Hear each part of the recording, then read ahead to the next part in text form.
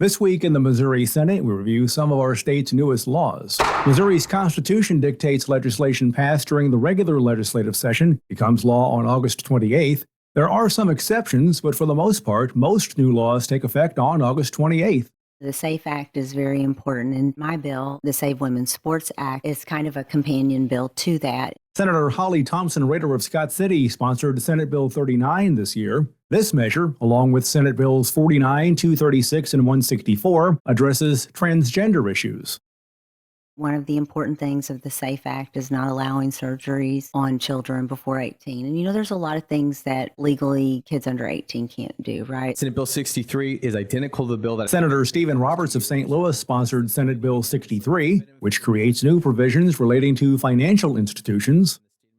information which is required for financial institutions to comply with the U.S. Department of Treasury analysis to combat money laundering and other financial crimes. Senate Bill 75, that's a bill that I've been working on, really. This is the third or fourth year. Senator Rusty Black of Chillicothe sponsored Senate Bill 75, a proposal that modifies provisions relating to retirement systems.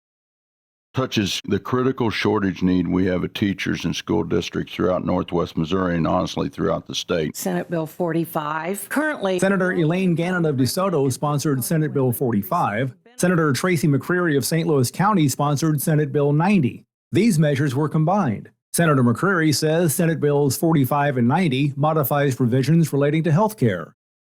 This is a really big victory for the moms and their newborns who really depend on health care to make sure they can stay healthy during their first year postpartum. Senate Bill 25 for you this morning. Senator Lincoln Hough of Springfield sponsored Senate Bill 25, legislation that authorizes an income tax deduction for certain federal grant money.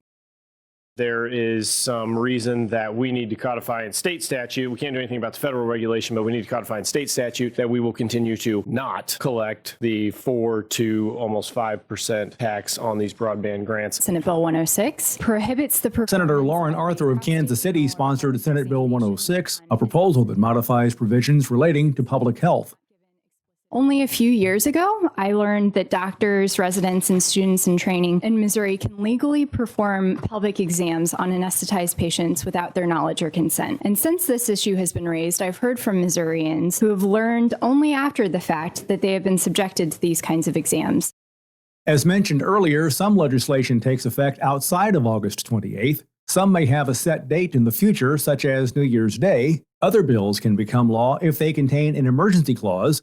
And remember, you can follow these and other issues facing the Missouri Senate by visiting our website, senate.mo.gov.